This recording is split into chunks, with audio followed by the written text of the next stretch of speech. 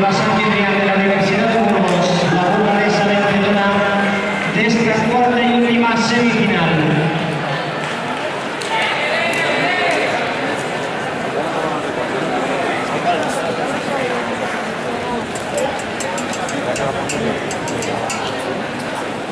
La prueba de técnicas situamos a los atletas